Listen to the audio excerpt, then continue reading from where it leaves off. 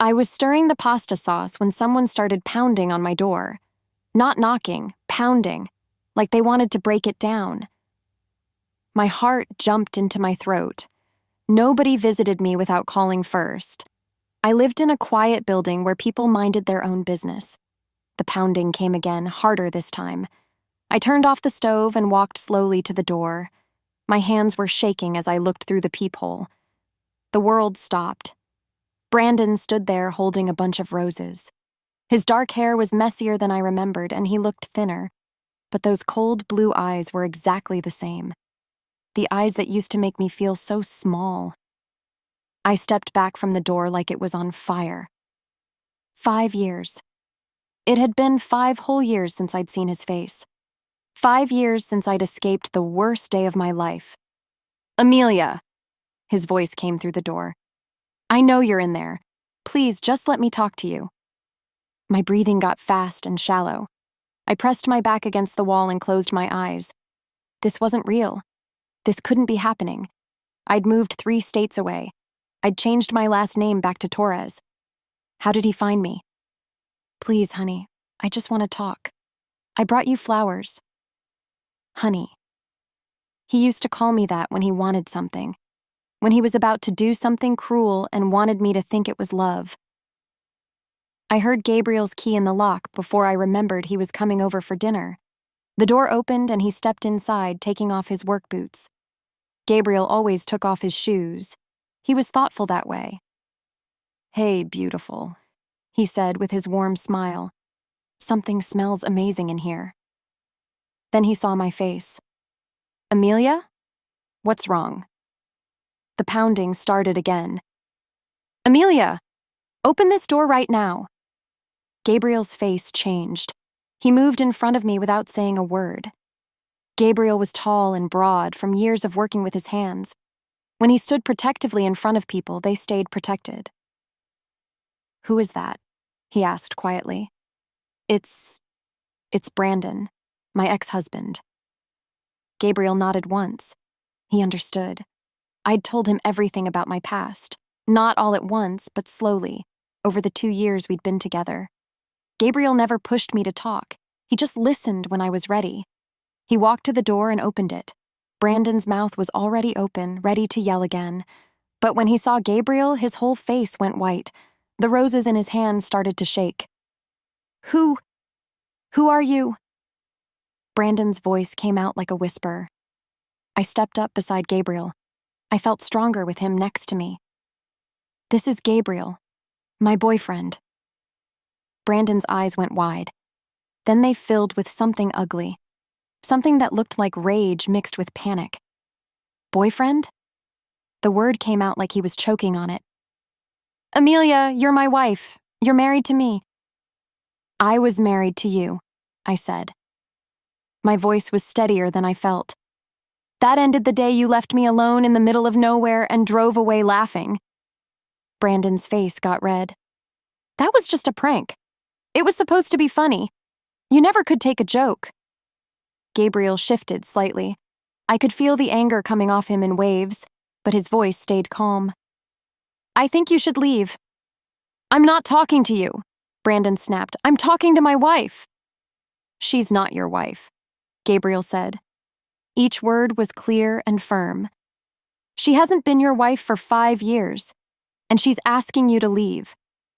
Brandon looked at me with those cold blue eyes. But something was different now. I wasn't the scared, broken girl he'd left at that gas station. I'd built a new life. I'd found real love. I'd found myself. And for the first time since I'd known him, Brandon looked like the small one.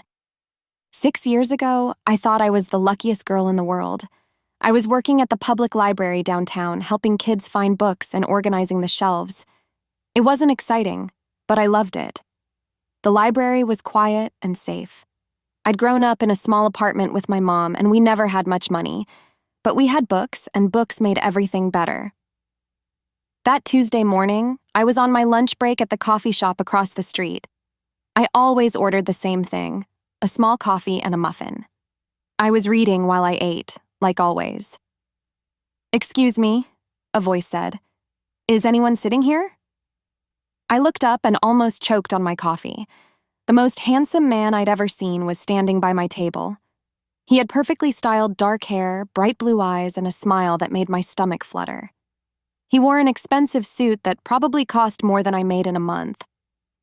"No," I managed to say. "It's all yours." He sat down with his coffee and pulled out his phone. But instead of ignoring me like most people would, he looked over at my book. "Crime and Punishment," he said. "Heavy reading for lunch."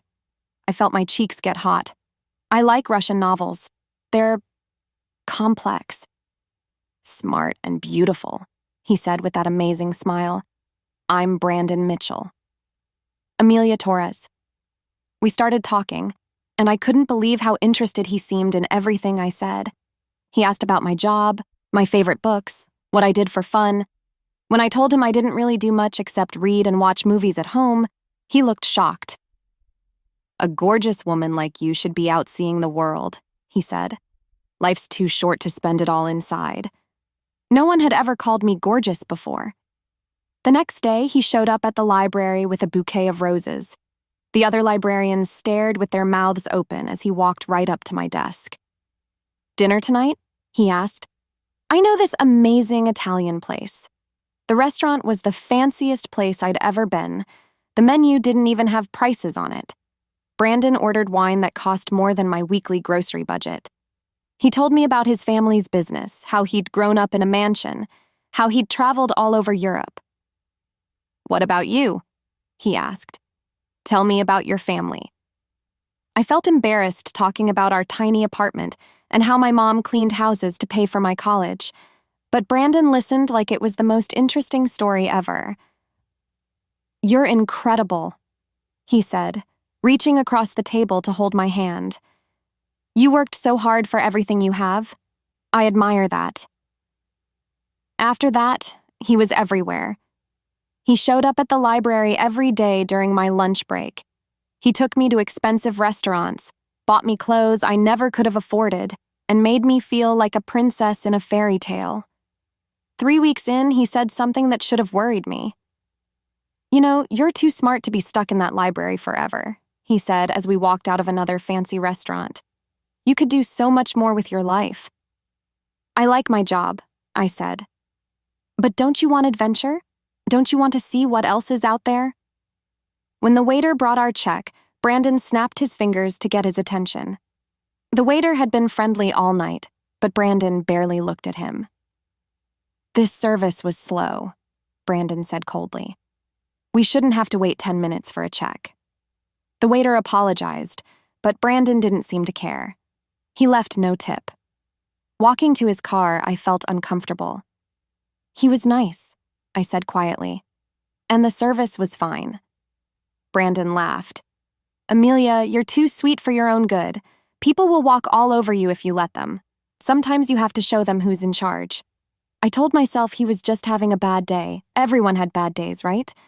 But that night was the first time I saw the side of Brandon that would eventually destroy everything. I just didn't know it yet. 8 months after that first coffee shop meeting, I became Mrs. Amelia Mitchell. The wedding was everything I dreamed of as a little girl. Brandon planned the whole thing. He said I deserved the best, and he wanted to give it to me. The dress cost more than my mom made in 6 months. The flowers were flown in from some fancy place I'd never heard of. I should have been the happiest woman alive. But standing at that altar, something felt wrong. When the priest asked if anyone had reasons we shouldn't get married, I almost expected someone to speak up. Maybe even me.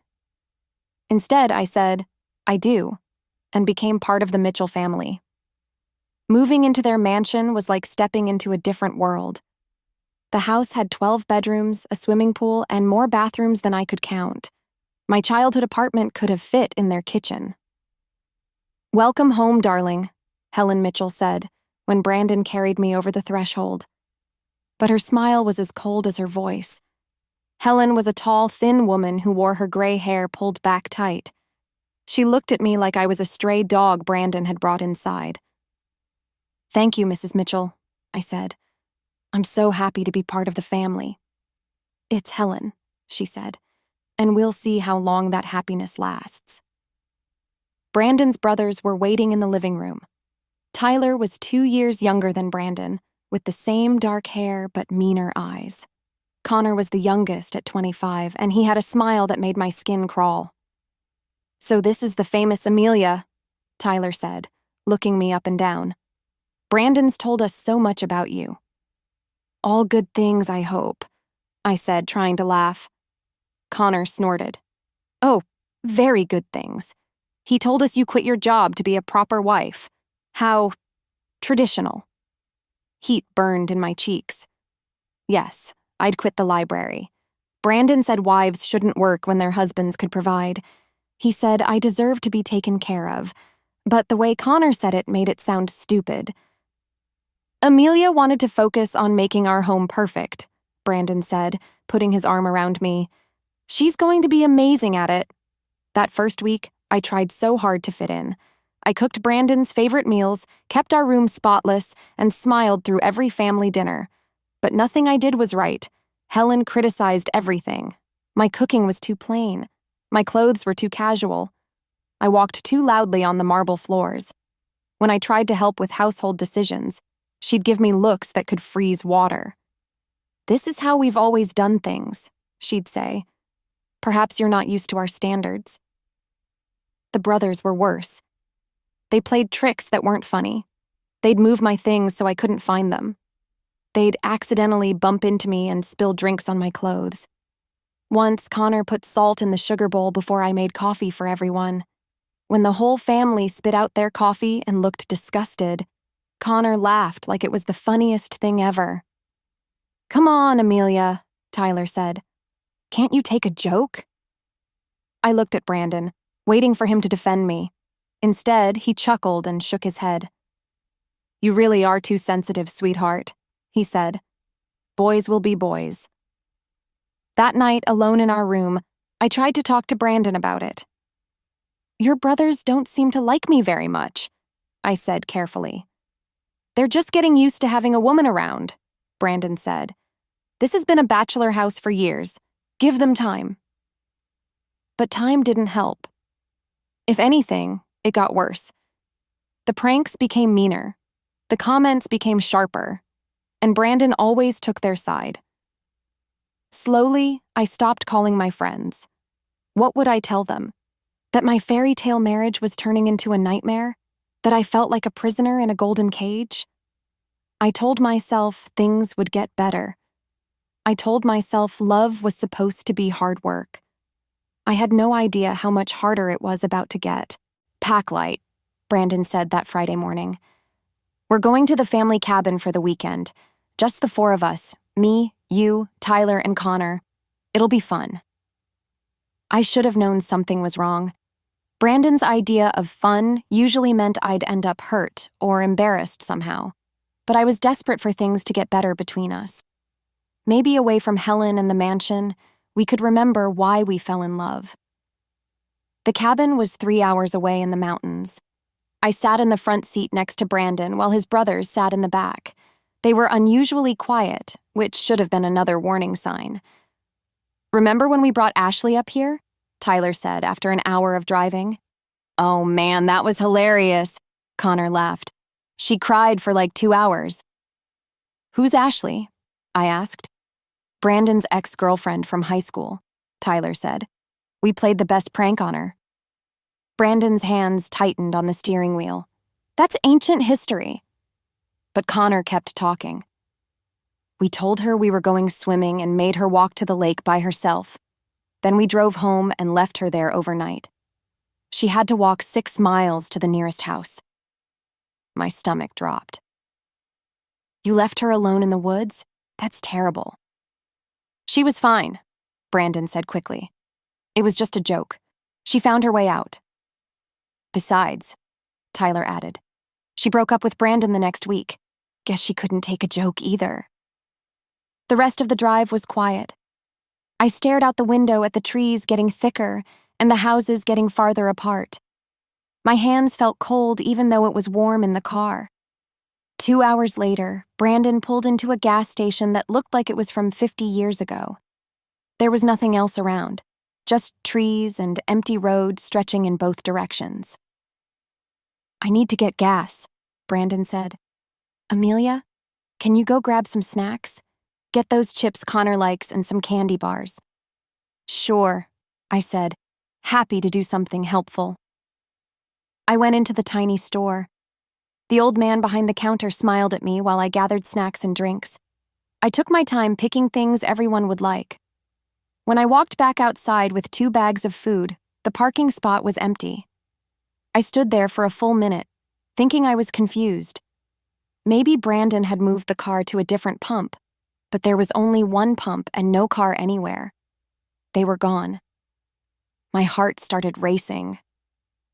I walked around the building twice, thinking maybe they were playing hide and seek, but there was nowhere to hide. Just the small store, 1 picnic table, and endless forest.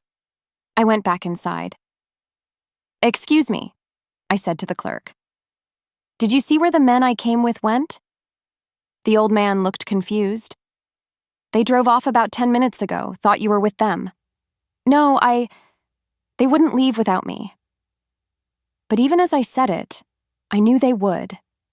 This was their plan all along. I pulled out my phone. No signal. I asked the clerk if I could use his phone to call my husband. Brandon answered on the first ring. "Brandon," I said, "you left me. Come back and get me." "Relax, Amelia," he said. I could hear Tyler and Connor laughing in the background. "It's just a prank. We'll come back for you tomorrow." "Tomorrow? Brandon, there's nothing here. The store closes in 2 hours and I don't have anywhere to stay." "You'll figure it out," he said. "You're a smart girl." "This isn't funny. Please come back. Learn to take a joke, Amelia. Maybe next time you won't be so uptight all the time." The line went dead. I called back over and over, but he didn't answer. As the sun started to set, the kind old clerk let me sleep in the back room of his store. I lay on a pile of empty cardboard boxes, staring at the ceiling and finally understanding the truth. This wasn't a prank. This was a message. This was Brandon showing me exactly how little I meant to him. And I finally realized I couldn't go back to that house. I couldn't go back to him. When I woke up on those cardboard boxes, my whole body ached. But my mind was clearer than it had been in months. The old clerk, whose name was Frank, made me coffee and toast for breakfast.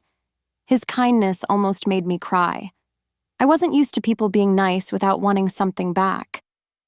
"You got somewhere safe to go, honey?" he asked gently. I shook my head. I need to call the police, and maybe someone who helps women like me.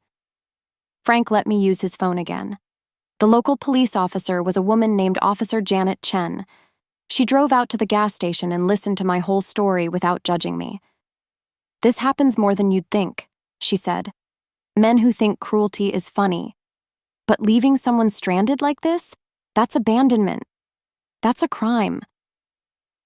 She drove me to the nearest town, which was 30 miles away. On the way, I called Brandon one more time. "Amelia," he answered, laughing. "How was your adventure? Did you have fun camping under the stars?" "Brandon, please, just come get me. I want to go home." "Oh, come on. It was just a joke. You need to learn to have some fun in your life. You're always so serious about everything." Tyler's voice came through the phone. "Tell her she passed the test. She survived one night in the wilderness." They were all laughing like my fear and pain was the funniest thing in the world. "This isn't a joke," I said quietly. "This is cruel." "You're being dramatic," Brandon said. "We'll pick you up tonight if you promise to stop being such a baby about everything." That's when I knew for sure. I could never go back to those people. I could never go back to being the person who let them treat me this way. "Don't come get me," I said. "Don't ever contact me again." I hung up before he could answer. Officer Chen took me to a women's shelter in town. The woman who ran it, Mrs. Patterson, had kind eyes and gentle hands. She helped me understand that what Brandon did wasn't love. It was control. "You have options," she said. "You can go anywhere you want. Start over completely." She helped me buy a bus ticket to a state I'd never been to. I picked it because it was far away and had a pretty name. When I got on that bus with just the clothes I was wearing and $50 Mrs. Patterson had given me, I felt scared and free at the same time. The bus ride took 18 hours. I stared out the window watching my old life disappear mile by mile. I ended up in a small town that felt like something from a movie. There was a main street with old brick buildings and flower boxes in the windows. I found a tiny diner called Rosie's and asked if they needed help. The owner, a woman named Patty, looked me up and down. I must have looked pretty rough after the bus ride and sleeping at the gas station. "You running from something, honey?" she asked. "Yes," I said, "but I'm ready to run towards something better." She hired me that day. She also let me rent the small apartment above the garage behind her house. It had one room, a tiny kitchen, and a bathroom with a shower that only gave hot water for 5 minutes. But it was mine. Those first few months were the hardest and best of my life. I learned to grocery shop for one person. I opened my first bank account with my own name on it. I bought used clothes from the thrift store and felt proud because I'd earned the money myself. Patty became my first real friend. She taught me how to balance the diner's cash register and make coffee that didn't taste like mud. More importantly, she taught me that I was stronger than I'd ever known. "You got steel in your spine, girl," she'd say. "You just forgot it was there for a while." For the first time in my adult life, I was truly alone, and I wasn't scared anymore. I was free. 2 years after arriving in town, I thought I had my life figured out. I worked at Rosie's Diner, lived in my little apartment, and spent my free time reading books from the library. It was a quiet, safe life. I told myself it was enough. Then my car broke down. I was driving home from work when my old Honda started making terrible noises. Steam poured out from under the hood. I managed to pull into the parking lot of Rodriguez Auto Repair before the engine died completely. A man came out of the garage wiping his hands on a rag. He was tall with kind brown eyes and oil-stained work clothes. His black hair was a little messy, and he had the warmest smile I'd seen in years. "Car trouble?" he asked. "I think it's dead," I said, feeling embarrassed. "I don't know anything about cars." "Let me take a look." He popped the hood and studied the engine for a few minutes. "Your radiator's cracked. It's fixable, but it'll take a couple days to get the part." I felt my heart sink. "How much will it cost?" "About $200, he said gently. "I know that's a lot. I can set up a payment plan if you need it." Most mechanics would have tried to charge me double because I was a woman who knew nothing about cars. But this man, Gabriel, his name tag said, was different. "That's very kind of you," I said. "I'm Amelia. I work at Rosie's Diner." "I know," he said with a smile. "Best coffee in town. I'm Gabriel Rodriguez." He drove me home that day, even though it was out of his way. When I tried to give him gas money, he refused. "Neighbors help neighbors," he said simply. 3 days later, my car was ready.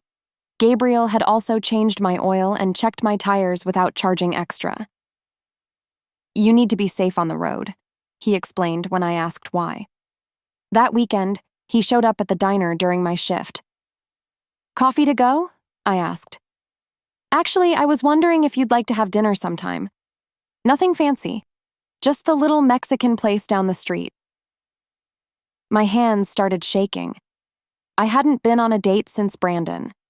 The thought of being alone with a man made my chest tight. Gabriel noticed right away. "Hey, it's okay. Just as friends.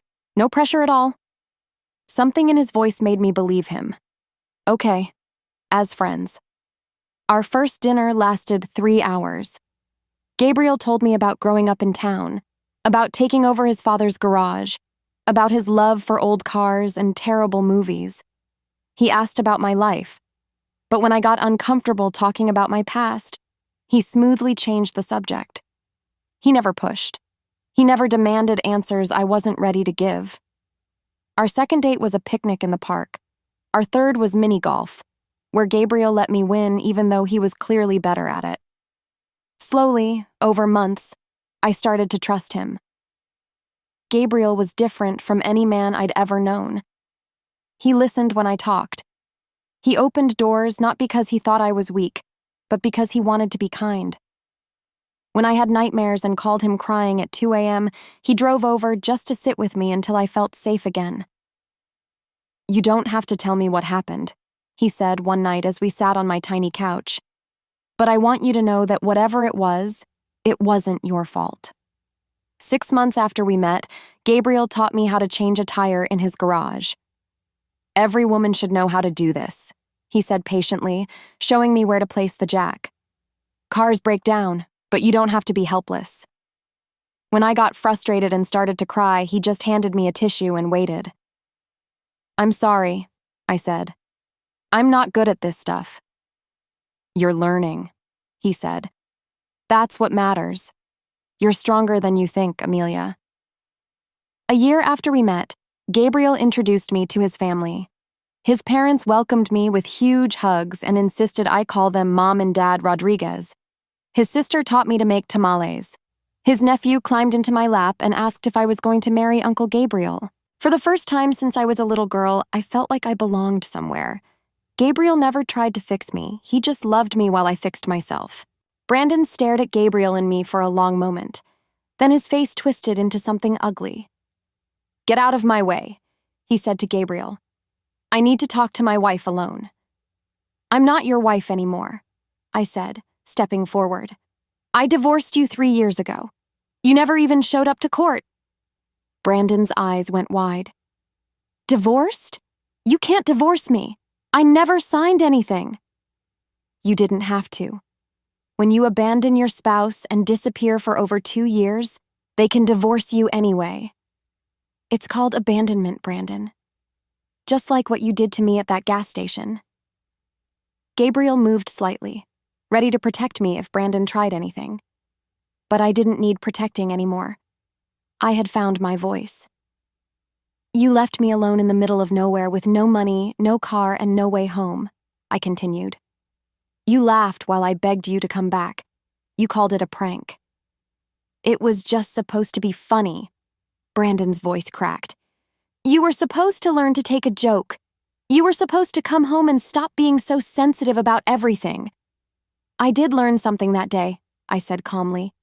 "I learned that you're cruel. I learned that your whole family is cruel. And I learned that I deserved better." Brandon looked around my small apartment like he was seeing it for the first time. The simple furniture, the books on every surface, the photos of me and Gabriel and his family on the walls. "This?" he said with disgust. "This tiny place? You left our mansion for this?" "I left a prison for a home," I said. "I left people who hurt me for people who love me." "I love you," Brandon shouted. "I came here because I love you." "No, you didn't. You came here because your life fell apart and you want someone to blame." Brandon's face went pale. "How did you—" "Tyler called me 6 months ago," I said. "He found my number somehow. He was drunk and feeling guilty, I think. He told me everything." The truth was, Tyler had called me crying. He'd told me how their parents cut them all off after they realized what really happened that day. How Brandon had been living in a tiny apartment, bouncing between jobs. How Connor was in jail for assault. How their mother blamed all of them for driving away the only good thing that had ever happened to their family. "They said I was the problem," Tyler had sobbed into the phone. "They said you were the best person Brandon ever brought home, and we ruined it with our stupid pranks." "You lost everything because of your own choices," I told Brandon now. "Not because of me." Brandon stepped toward me, his hands clenched into fists. Gabriel moved between us instantly. "Don't," Gabriel said quietly. "Don't even think about it." "She's ruining my life," Brandon yelled. "She took everything from me." "You ruined your own life," I said. "The day you decided to be cruel instead of kind. The day you chose to hurt someone who loved you." I looked at this man who had once seemed so perfect, so powerful. Now he just looked small and broken and pathetic. And I realized something that surprised me. I felt nothing for him. Not anger, not sadness, not even pity. Just nothing. "I want you to leave," I said calmly. "I want you to never contact me again. I want you to forget I exist because I've already forgotten you. Gabriel pulled out his phone. Should I call the police? Brandon looked back and forth between us. Finally, he seemed to understand that this wasn't a movie where the girl comes running back. This was real life, where actions have consequences. You'll regret this, he said weakly. The only thing I regret, I said, is wasting so many years being afraid of you. I walked to the door and held it open. Brandon stood there for another moment, then walked out without another word. I closed the door behind him and turned all 3 locks. Gabriel wrapped his arms around me, and I melted into his warmth. Are you okay? He asked softly. I thought about it. Really thought about it. Yes, I said, and meant it completely. I'm free.